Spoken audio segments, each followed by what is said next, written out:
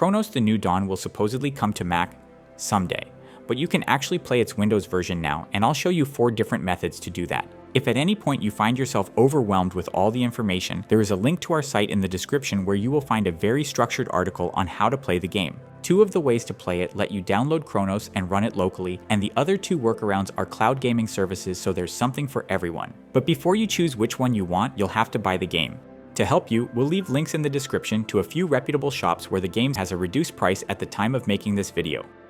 Crossover is the go-to method in 2025 if you want to use your Mac's hardware. It will give you the ability to play anywhere you want without internet limitations, and scales better with newer Macs. But you're not going to get anywhere near the graphical fidelity or performance you'll have with cloud solutions. When talking specifically about Cronos, the game's not that heavy, so most MacBook Pros, especially the M4s, should be able to run it just fine. I got around 40 frames at 1080p, medium settings, and FSR off on my M4 Pro MacBook Pro with 24 gigs. The real issue here is that the game isn't super stable in Crossover, so be prepared for some jank.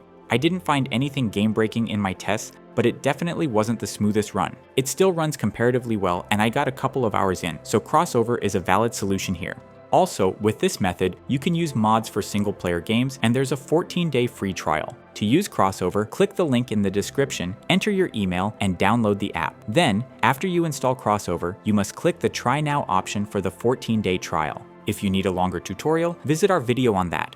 Just note that the experience with Crossover can sometimes vary between updates, so don't be surprised if it suddenly starts to break the game. If this happens, check our site for the detailed instructions, or you'll have to research this on your own. Now for some much needed Crossover optimizations to get the optimal performance on your Mac. I'll try to keep this brief. First things first, stick to macOS Sequoia and the latest stable version of Crossover. macOS Tahoe Beta and Crossover Preview actually give worse results here. In Crossover, choose D3D Metal and M-Sync. In case of jitters, try switching to eSync. Metal HUD should stay disabled since it tends to cause crashes. If you are still getting crashes, type this in the Steam launch settings. Now a couple of important in-game settings. First, disable hardware lumen and use software lumen instead. Pick FSR 3.1 and set it to quality or balance depending on your hardware. Skip DLSS. Set shadows, reflections, and textures to medium or lower. Obviously, this is very broad advice based on my personal experience on an M4 Pro MacBook Pro, but you should always adjust quality settings according to your specs.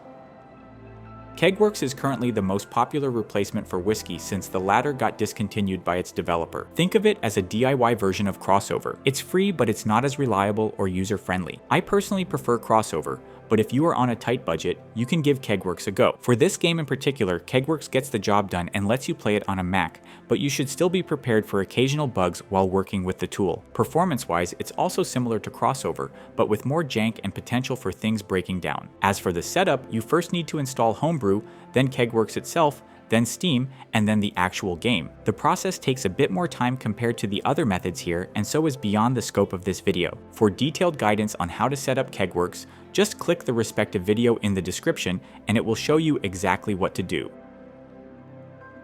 Boosteroid is the cheapest cloud service that's actually any good. The main draw of cloud gaming is that your machine doesn't matter so long as you can supply it with around 40 megabits of stable internet. And if you've got a faster connection, you can crank up everything to max even in 4K, and you should be more than fine. Cronos isn't the heaviest of games, especially by 2025 standards, but even high-end Apple Silicon machines will struggle to run it with high settings due to the use of translation layers. On the other hand, to play it with Boosteroid, you just need an okay internet and you can play it with maxed out graphics on an M1 MacBook Air or a 10-year-old Intel Mac. Boosteroid also has the best priced 4K streaming plan that you'll find, so that's a neat bonus, especially for a cinematic game like Cronos. All you have to do to start gaming is follow the link in the description, register for the service, and buy a subscription. Then just search for the game and click play. It's all pretty easy, but we have a how-to tutorial if you need it, and an overview of the service if you want something more in-depth to make up your mind. The next solution is GeForce Now, and it is the largest and most popular cloud gaming service out there. Its pricing is steeper than Boosteroid, but this is somewhat offset by its larger gaming library. Ultimately, the choice between the two depends on personal preference, but I still prefer Boosteroid simply because it gives pretty much the same performance, but at a considerably better price. But if you want the best of the best with all the bells and whistles, go with GeForce Now. Like with Boosteroid, all you need is stable internet, with around 40 megabits per second, and you can play games with 1080p and 60 frames per second without any noteworthy lag.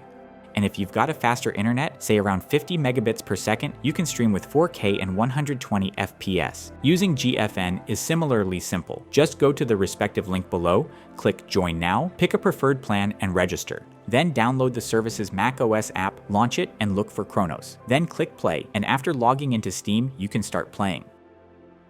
So this brings us to the conclusion of today's video. Remember, for more detailed explanations of the methods to play this game on Mac, you can always check the video tutorials linked in the description. And if you are interested in exploring more popular gaming titles you can play on your Apple machine, you should check the videos that will now appear on your screen or simply browse through our channel. Also, in case you found this content helpful, we'd greatly appreciate it if you like the video and subscribe to our channel.